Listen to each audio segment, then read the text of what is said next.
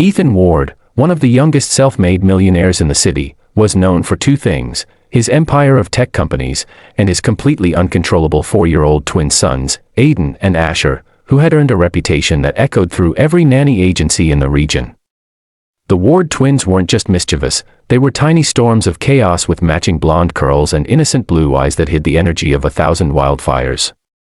Every nanny who stepped into the Ward mansion walked out traumatized, some in tears, some covered in paint, one even quit midday claiming she saw miniature demons in human form. 18 nannies in total had tried, and all 18 had failed, running from the mansion within hours. The twins would scream at the top of their lungs when approached, throw toys like missiles, lock doors, hide important items, and once even filled a nanny's purse with peanut butter. Ethan, though wealthy beyond imagination, felt more powerless than ever. He had raised them alone since their mother passed away unexpectedly, and guilt haunted his every breath, because in all his success, he had failed at the one thing he wanted most, being a good father. He watched his boys act out every single day, knowing deep down that their behavior was only a cry for attention, a desperate plea from two little hearts aching for the affection they lost too soon. But his business demanded his time, his grief demanded his silence, and his children demanded a love he was terrified he didn't know how to give. As the 18th nanny ran out of the mansion screaming that she refused to work in a war zone, Ethan sank into his expensive leather sofa, buried his face in his hands, and wondered if he was cursed. He wasn't even looking to hire anyone new. He was convinced no one could handle his boys, but fate doesn't ask permission. While Ethan was drowning in his hopelessness, his house manager introduced him to a new hire, not a nanny, not a childcare expert, just a maid named Elena, a quiet young woman with kind eyes, worn shoes, and resilience carved into her expression. She didn't come from an agency. She didn't have shining references. She didn't arrive in a fancy car. She simply walked in with a soft, "Good morning, sir," and a willingness to work.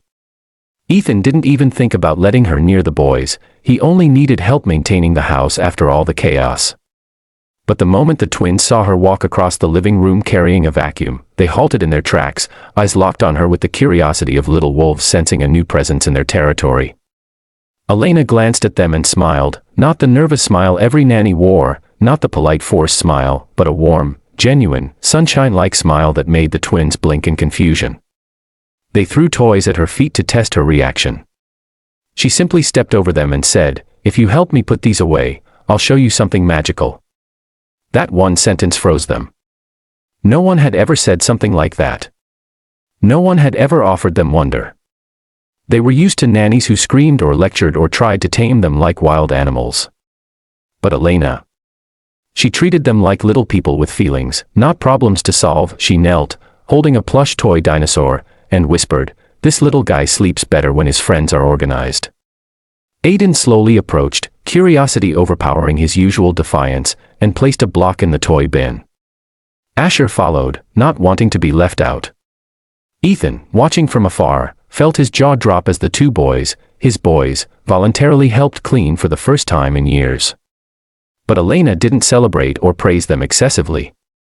She simply nodded and said, "Good choice," with a gentle confidence that made the twins stare at her like she held secrets only they could unlock. And over the next hour, something shifted. She didn't chase them when they ran, she walked behind them patiently. She didn't yell when they spilled water, she handed them towels and said, "Let's fix it together." She didn't flinch when they tried to scare her, instead, she laughed and said, "Nice try, detectives." She gave their chaos a purpose. She gave their noise a direction. She gave their little hearts the security they had been begging for. Within just 3 hours, the Ward mansion felt different, not quiet, not clean, not perfect, but alive in a softer, warmer way. By noon, the twins were following her like baby ducks. By afternoon, they were talking to her, something they hadn't done with any nanny except to shout "No" or "Go away." Aiden told her about his dream of becoming a firefighter. Asher confessed that he sometimes woke up scared at night but didn't want to bother Daddy. Elena listened without judgment, without rushing, without treating them like burdens. And little by little, the emotional armor the twins wore cracked open in her hands like fragile glass softened by kindness. When Ethan finally confronted her, Asking how she managed to do the impossible, Elena looked at him with a mix of gentleness and sadness and said, "Children are loudest when their hearts are hurting." They weren't misbehaving, sir, they were asking to be understood. Her words struck Ethan deeper than any insult, deeper than any failure he had felt before. It was the truth he had been running from. He had been grieving his wife's death so intensely that he forgot his sons were grieving it too. As the evening sun painted golden beams across the mansion walls, Ethan heard something he hadn't heard in years, his boys laughing with pure joy. Not the wild laughter that preceded trouble, but the soft, safe kind that only comes from comfort. He found Elena in the backyard, sitting cross-legged on the grass as the twins painted with watercolors beside her, dipping their small brushes into messy palettes, splashing blues and yellows across thick sheets of paper. "What are you painting?" Ethan asked gently.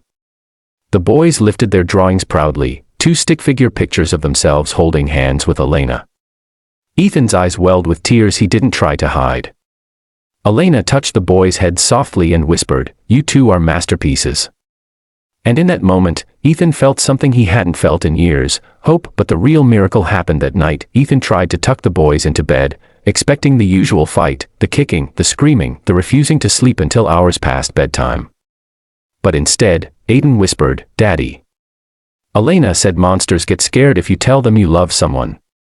Asher nodded, adding, "So we want to say it now before they hide."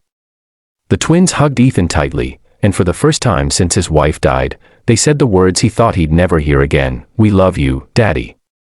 Ethan broke down, kneeling beside their beds, holding both his sons as their tiny arms wrapped around his neck.